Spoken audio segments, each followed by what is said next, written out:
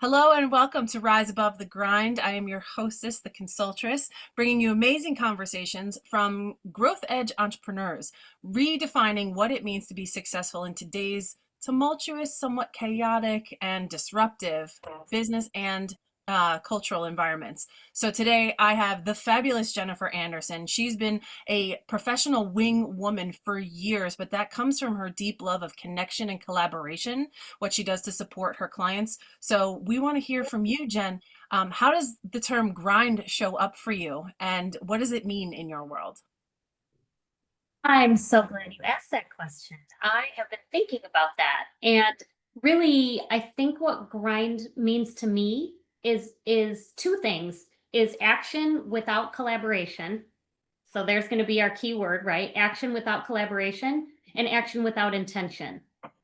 So to me, that, if you are working without collaboration, which a lot of small business owners do, you're kind of in that silo, you're working by yourself, you don't have that partner to bounce ideas off of, to talk through what the challenges are, to sort of help solidify what it is that you're putting out. And that doesn't mean that you're not certain about what you're putting out, but the collaboration piece helps you with that. Oh, I missed this, or I want to do more of that or less of that. So the collaboration piece to me is what can alleviate some of that grind. And so that's kind of part one. And part two is action without intention. So I think that, and I do have a fitness background, and I'm going to sprinkle fitness in with business because that's just kind of what I do. But in the fitness world, we love the grind, right? Everybody wants to grind. We're going to rise and grind. We're going to grind it out. You can have someone that thrives in that environment, that working, and now when we flip back to business, right? Working the long days, project after project, and they're in it and they're in it, and that might be fine for them. But the flip side of that is the grind for them might be to slow down and be still. And so if you can figure out which of those you are, some people are a little bit slower and more intentional deliberately. So where do they need to edge that grind towards working a little bit more deliberately? So there's sort of two sides to that coin. So a lot of people, again, in fitness, I'll talk to people and they'll say, well, I can't do yoga. It's too slow for me. You can't, or you won't. Yeah. Don't confuse something that you can't do with something you've never tried. So sometimes I feel like when we're in that grind and we're constantly going and going and going, and we haven't slowed down for that stillness or that sort of intentional thoughtfulness, that's where we kind of can get lost in it. So that's what it means to me. Let's unpack some of that because you are brilliant. So first of all, I love the word association that it's action without intention can be grindy, and action without collaboration is also. So there's two different ways you can see it, and we've had multiple conversations here, and I think it's interesting that every conversation brings to light a new aspect of what people can take away to be able to move more fluidly forward. Because every time I ask about grind, there's some component that comes up here around being stuck or feeling ineffectual or feeling like one is chasing the tail and not getting the results they want. And I think in both of your definitions, the results are less than desired and the activity is high and not fulfilling.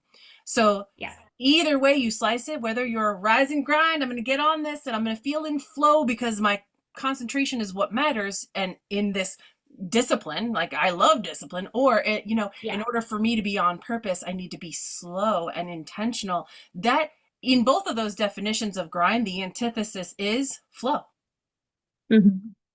So so I would love to know, like, if you could bring us in on like a case study of each of these dynamics, because I'm seeing different archetypes of people. I noticed that the athletes tend to trend more towards grind and grind as something fun and as something challenging. And then there's the more creatives who, when I have to grind, then I feel like I'm crushing my soul. My husband says, "You always say, don't crush my songbird." I'm like, I'm definitely definitely on the creative side of that spectrum. Yeah. But share with us some case study that can kind of help us in our own lives identify kind of which one we might be. Yeah. So I think there's a couple things, if we start with confidence, people have the relationship between action and confidence a little bit backwards. So people think they need to be confident in what they're doing in order to take action, whether that is confident that I'm ready, I know I can grind, I love those 10-hour days, I'm project after project, or if the confidence is I know I'm creative, so I need to just sit there and I need to be confident and then I'm going to take action. And I think the opposite is true. I think the action creates the confidence. So whether or not you slow down or you speed up, taking that action will show you that you can do that, whether or not, and it may not be successful on the first time, and it may not be successful in your definition of successful, but the success is taking the step. And the Mm, success is getting out of that, analysis paralysis where we're going to keep thinking about it. Let's keep thinking about it. Let me put a couple more things in place. It's like at some point it has to be good enough to move on, whether you're in this fast paced, whether it means you have to slow that back so that you have to slow down to speed up, or whether you are that slower paced, creative, artistic, and you just have to take some kind of action. Like mhm, you gotta make something move. Otherwise it's great. It's really beautiful, but it's not going to go anywhere. It's going to live in your head. mhm. So that's where, and then again, that's where that collaboration piece comes into play, that the action makes the confidence. Then you have that, and when you add that collaboration piece with someone, a trusted advisor, a strategic partner, whoever you have, a wing woman, whoever you have on your in your world, that's what that person can then help you do is, solidify, yes, move in that direction. And one of the things that I do with people is, to your point, a case study is, I can have a client who, this is my new package, this is what I want to do, this is what I want to deliver, this is who I want to deliver it to. And when I hear them, I have to listen for what they're not saying and Mm. hear what they're acting on that is not authentic to where they really want to go. So then I I kind of go like, is that what you really want to do? Because what mhm. I heard. Yeah, and having that trusted advisor to be able to reflect off of you, we're connected for a reason. We have a shared value set or a shared project result initiative in mind, and Yeah. collaboration is better than I'll do it myself. Like that DIY industrial age, sit down, shut up, and do what you're supposed to do, and results will come.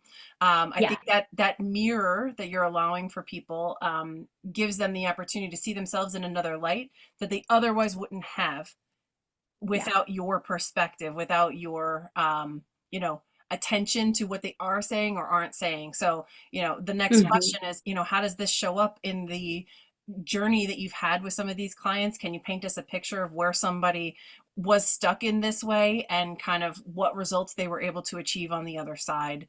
And Yeah. you can change the names to protect the innocent, but we want Yeah. to know about Bob or Jenny. Yes.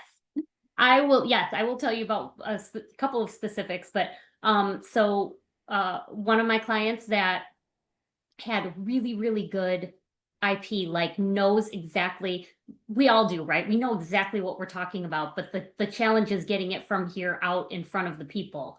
And so we were talking, and I had found a conference that was in there, right in their wheelhouse. This is exactly who you should be talking to. And the client said, I don't have anything to talk about.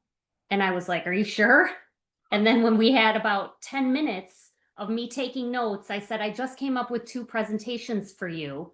Which one do you want to pitch? So then we pitched it. 50 people in the room, 14 calls on the calendar. And again, that's from taking action, but not grinding alone, grinding with the collaboration of I'm the creative. I have all the stuff, but then it's like how you get it from point A to point B. Mm-hmm. So that's one example.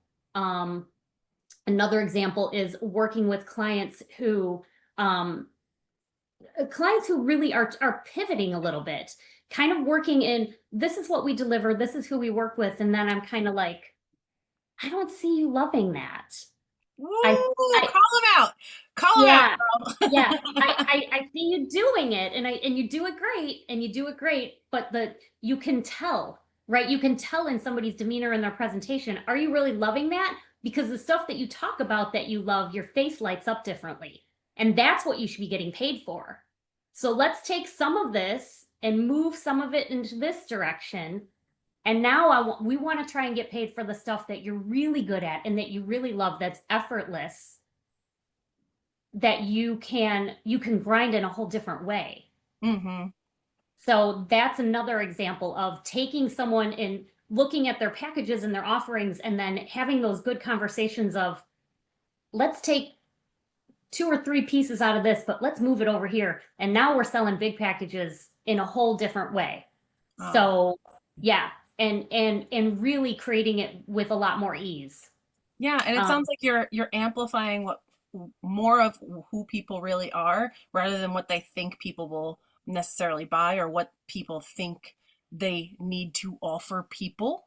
right. So it's Yep. having that laser focus in on their alignment of what lights Yeah. them up to serve and what is marketable and helping them craft that language. So, like, you are super Yeah. valuable to this world. I am so glad you exist and you're in my universe. Mine, ours, really. So, this Yeah. community of us, we all get to benefit from having you here. Where can people go to connect with you further after they are so in love with you after this interview? Thank you so much. You can find me on LinkedIn, and I will also give you my email, which is janderson5969@gmail.com. And that's where you can find me, guys. I don't have a website. I have built this in the last 3 years coming out of the fitness world and just deciding I've had enough, took those leadership skills to the keyboard and just started creating. And I didn't even have time to build a website. And to be honest with you, I don't need one yet. So I'm not really too worried about that. So Yeah. there's Grab her now before she becomes untouchable. yes, So yes. I am so grateful you're here and having this conversation with us. We will flip over now into our VIP panel mastermind that is an invite from the community. If you would like an invitation, please DM me or comment below on whatever platform you're seeing this on and ask for an invitation. You can come and be a guest inside the live room so that we can create this conversation together. We're about to take all Jen's insights and bring them to life inside of our own businesses and our own initiatives so that we can go further, faster together. Jen, thank you Yes. a million. And if you're listening to this on a streaming platform, stay right here. Don't go away. We have another amazing guest lined up for you right after this.